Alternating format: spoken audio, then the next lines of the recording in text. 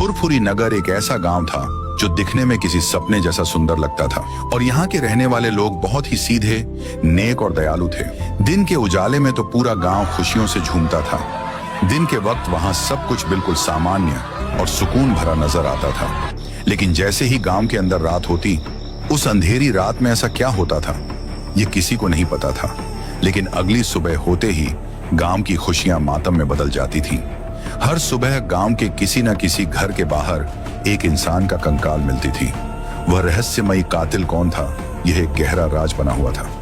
हर सुबह एक नई मौत, एक नया कंकाल और वही अनसुलझा रहस्य फुरफुरी नगर के लोगों की रातों की नींद छीन चुका था। फुरफुरी नगर में हर सुबह बिछते कंकालों और बढ़ते हुए खून को देखते हुए सभी गांव वाले इकट्ठा होकर मंत्री जी के पास पहुंचे। लोग फूट फूट कर रो रहे थे और हाथ जोड़कर मंत्री जी से विनती कर रहे थे। भीड़ में से कुछ लोगों ने कांपती हुई लेकिन ऊंची आवाज में कहा, मंत्री जी, आखिर कब तक हम अपनों की लाशें या यूं कहें कि ये कंकाल उठाते रहेंगे? ऐसी कौन सी बला है जो रात के अंधेरे में चुपचाप आती है, कत्ल करती है और गायब हो जाती है? अगर जल्द ही कुछ नहीं किया गया तो ये खूबसूरत गांव एक दिन जिंदा लोगों का नहीं बल्कि हड्डियों का शमशान बन जाएगा। मंत्री जी, जो खुद इस खौफनाक सिलसिले से वाकिफ थे, उन्होंने बेबसी से कहा, देखो भाई, मैं साफ कहता हूँ, इस मामले में मैं तुम्हारी कोई मदद नहीं कर सकता। अगर ये किसी इंसान का काम होता तो मेरी पुलिस उसे अब तक पाताल से भी ढूंढ निकालती।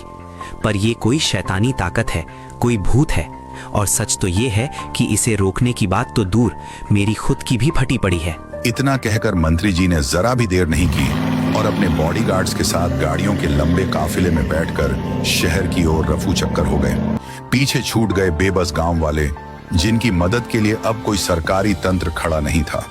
पूरे फुरफुरी नगर में मायूसी छा गई, क्योंकि मंत्री के अलावा उनके पास गुहार लगाने की कोई जगह नहीं बची थी। तभी डूबते को तिनके का सहारा मिला। हार मान चुके लोग एक आखिरी उम्मीद के साथ रायस्टार के घर की ओर दौड़ पड़े। वहां पहुंचकर उन्होंने रायस्टार को उन रहस्यमयी और डरावनी रातों का सारा काला सच बताया। लोगों ने गिड़गिड़ाते हुए कहा, रायस्टार जी, आप एक महान इंसान हैं और अब हमारी आखिरी उम्मीद भी। कुछ कीजिए, वरना कल की सुबह शायद हम में से कोई भी जिंदा न बचे और हम भी मौत के घाट उतर जाएं। रायस्टार ने बात सुनी और भारी आवाज में कहा, घबराइए मत फुरफुरी वासियों, मैं आपकी मदद जरूर करूंगा।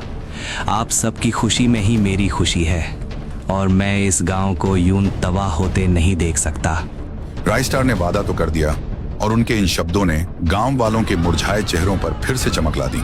पूरे गांव में रायस्टार जिंदाबाद के नारे गूंजने लगे। लेकिन रायस्टार का अपना दिल भी कहीं न कहीं सहमा हुआ था। वह रात साल की सबसे काली रात थी, अमावस्या।